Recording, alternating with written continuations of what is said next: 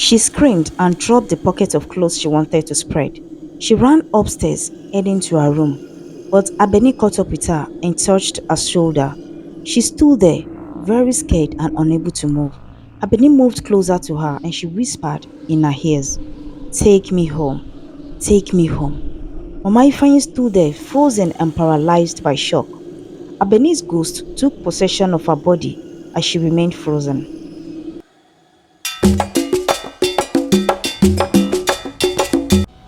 Many years ago, in a small town in Lagos, Nigeria, there lived a woman called Mama Ada. Mama Ada owns a three-story building in the interior part of Lagos. She is a successful business owner with many shops in different Lagos markets. Mama Ada is a no-nonsense landlady who doesn't listen to stories from her tenants when it comes to payment of rent. She would often let her tenants know how much she suffered before being able to build the house. She would give her tenants time to leave the house and when to return at night, and nobody dared go against her rules. Due to this, there is a popular saying around our neighborhood: no one messes with Mama Ada and goes scot-free, especially because she also has four brothers who are lawyers.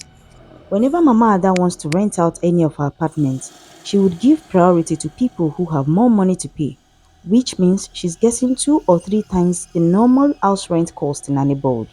A lot of people are falling victim, and when they find out later and confront her, she would tell them to take her to court if they feel like they are being cheated. But the old tenant would advise them to leave the money, or they would lose more money because her lawyer brothers would always defend her. One day, an old tenant had just moved out from one of Mama Ada's apartments and it became vacant. Many people had come for their apartment, but Mama Ada's price was too high. A man named Paul approached her and told her he was interested in the apartment. He was willing to pay 2 times her charges, and Mama Ada is very happy. She gave the man the necessary forms to fill and he moved in the same day. Paul is a very quiet person who doesn't interact with the neighbors. He keeps to Mama Ada's rules and he always avoids any troubles. She tried many times to start a conversation with him, but he would often pretend to be on his phone and walk away. A month after renting the apartment, Paul came home with a young lady, Abeni, who began to live with him. He met her wandering around the bus stop and she asked him to help her locate her mother, who was married to another man in the city. But after searching for a long time without success, Paul asked her to stay with him until they found her mother. But after weeks of searching without success, Abeni began to live with Paul. The agreement was for her to stay with him until she is able to save enough money for an accommodation or find her mother.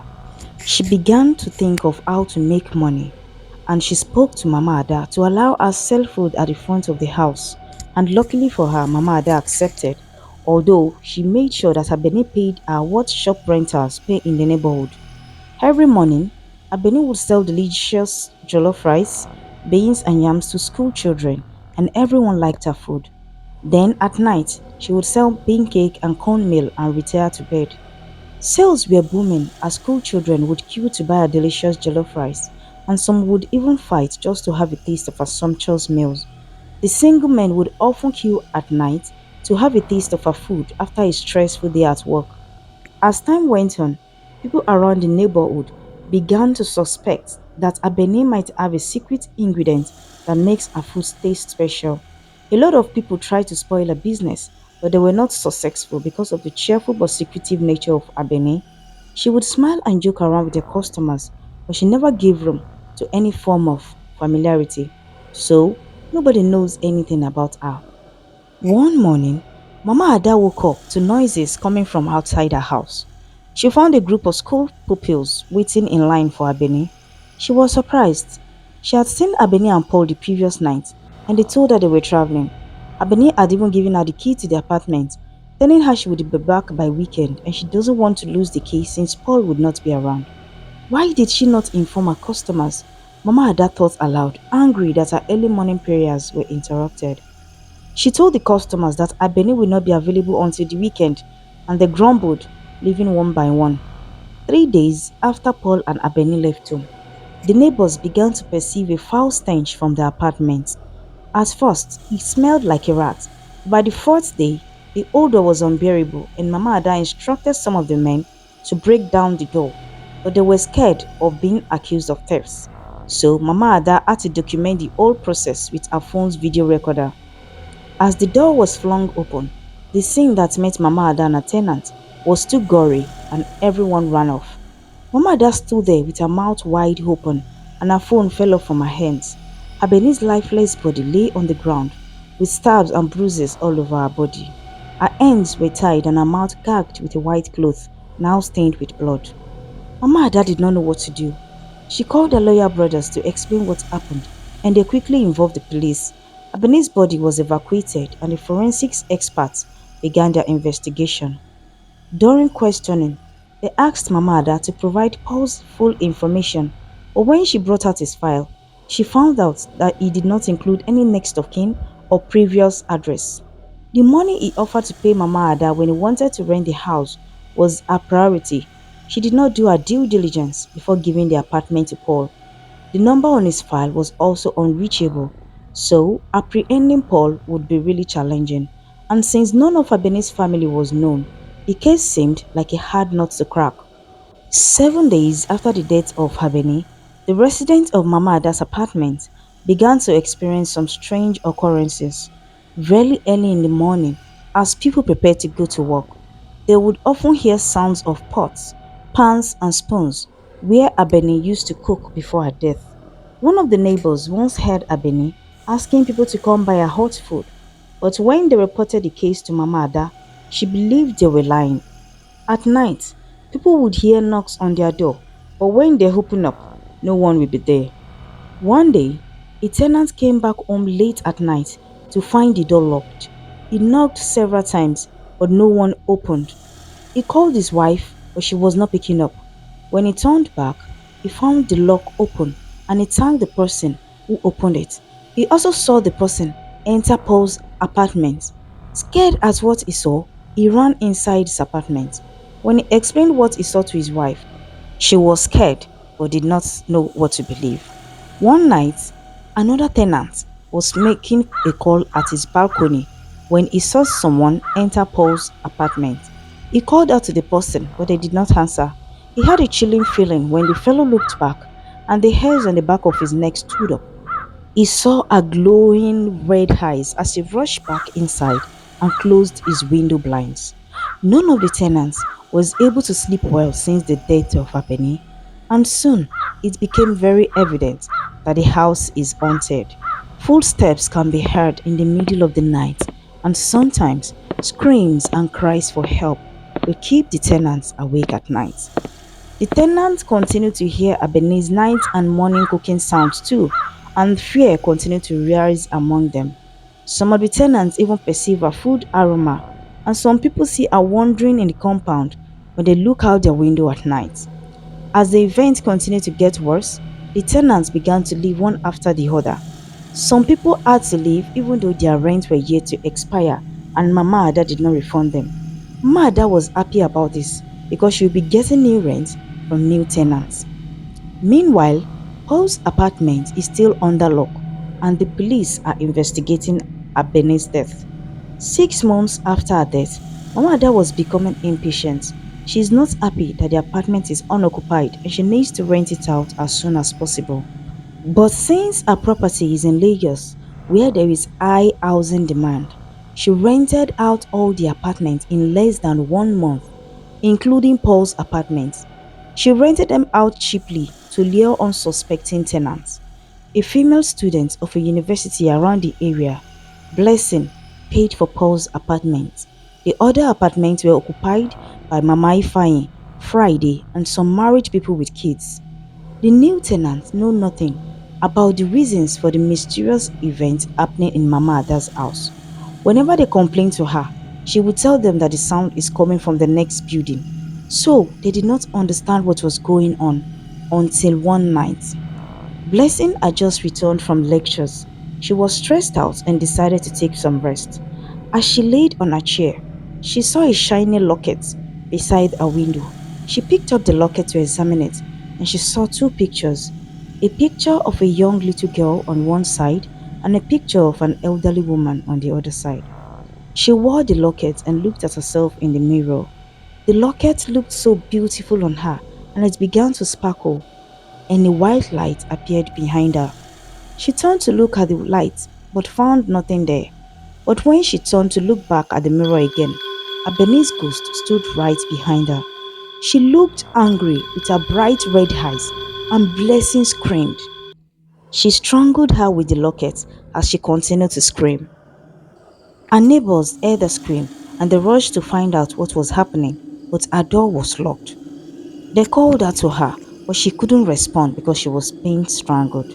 Mama Ada, sensing danger, asked them to break down the door, but the door was too strong, as if a force was keeping it locked. A male tenant, Friday, went to check the window to see why the screaming wouldn't stop, and he saw Blessing writhing in pain on the floor as a shiny locket on her neck tightened its grip as if she's being strangled by someone.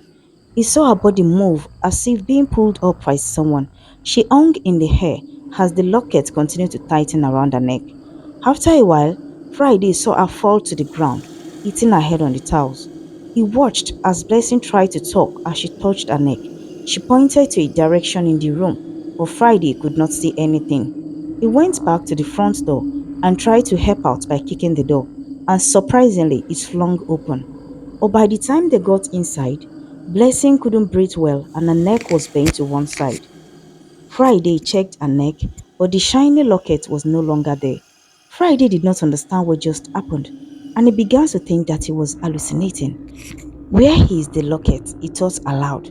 They rushed Blessing to the hospital, but she died on the way.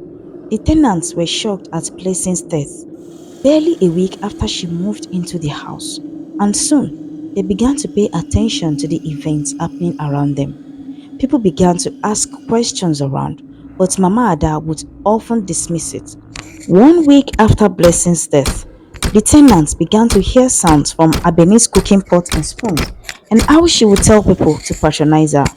The tenants all came out one day at midnight to find out what was happening, but the noise stopped. They informed Mama Ada, the landlady, but she told them to ignore the sound. The sound may be as a result of Blessing's sudden death. Please stay indoors at night and avoid going out very early, she advised them. And what about me? I have to leave home as early as 4 a.m. You know I work on the island. Mr. John, one of the new tenants, complained. I have given you my warnings. You can do anything you like, Mama Ada affirms as she leaves them standing there. The next day, one of the tenants, a woman known as Mama Ifeanyi, got home one afternoon when no one was around the house. She was taking a nap in her sitting room when she heard a knock on her door. Hello, Mama Ifeanyi. Good afternoon, ma. It was a female voice, but it sounded unfamiliar. Mama Ifeanyi got up to open the door, but found no one there. She went back inside, thinking it her ears playing tricks on her. She continued to nap and had barely closed her eyes when she heard another knock, except that this time it was a loud bang, and the person said, Open the door now, with authority. Mama Ifeanyi was getting scared.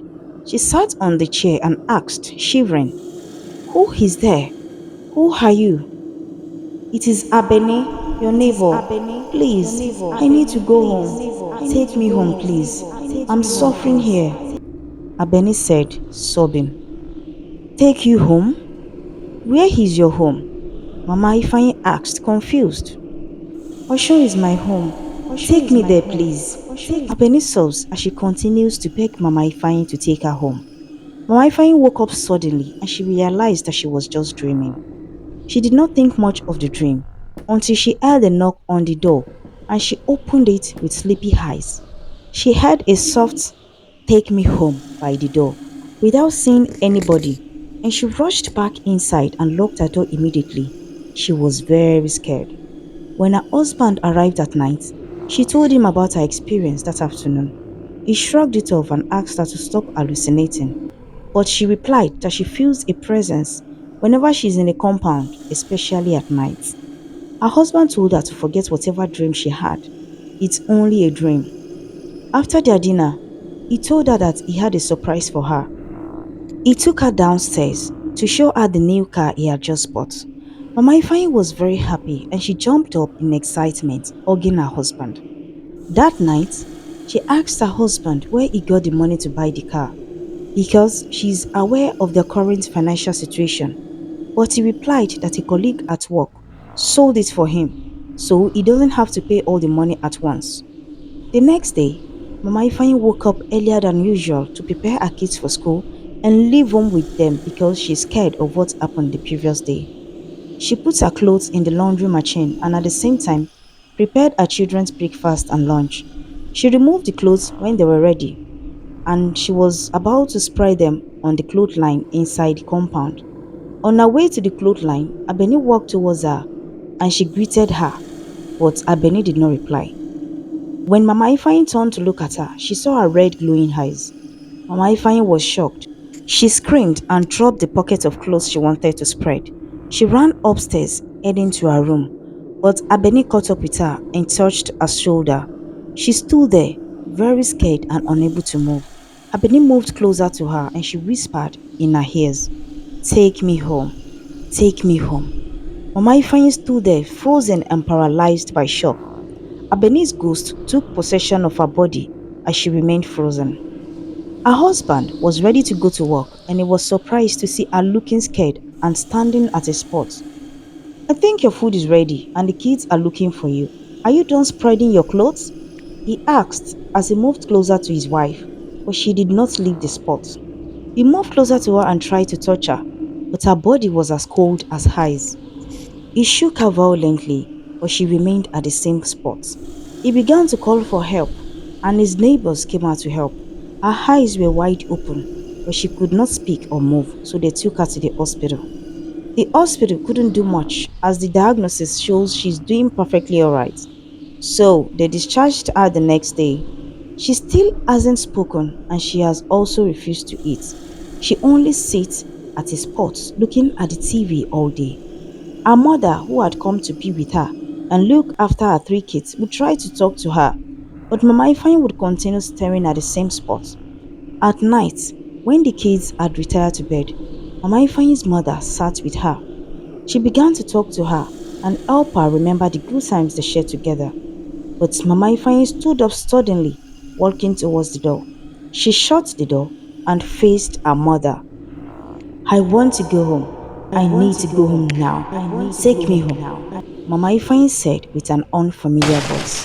Then she began to destroy things in the sitting room. Her mother was getting scared.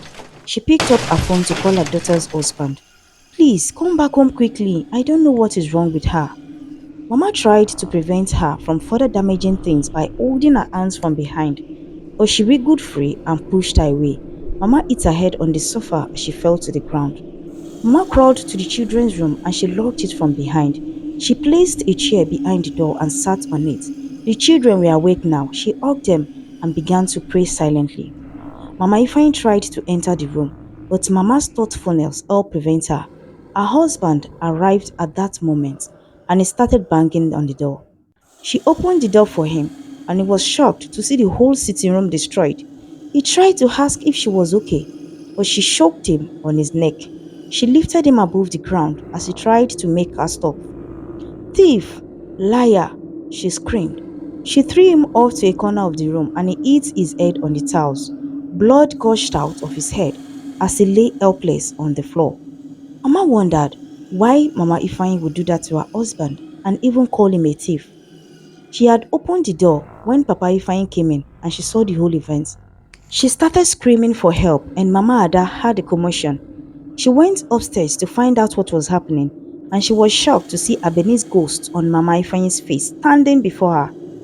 Abeni's ghost approached Mama Ada with her rotten legs and glowing eyes and she began to run away. But Abeni caught up with her.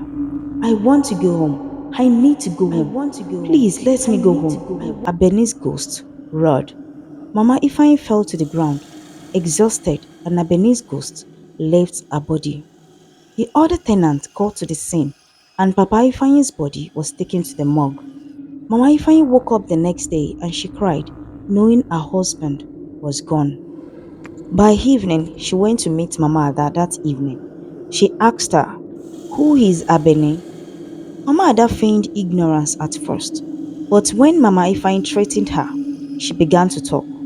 She explained how Abeni the food seller lived with Paul in her apartment and how a dead body was found. Mama Ifeanyi told her that Abeni's soul was still in the house because where she comes from, their dead bodies are not usually buried outside their home, and also that Abeni's locket is still in that house and they need to find it and bury her with it. Mama Ada became uncomfortable at this point. Mama Ifeanyi continued. Abeni's ghost became angrier because someone stole her locket.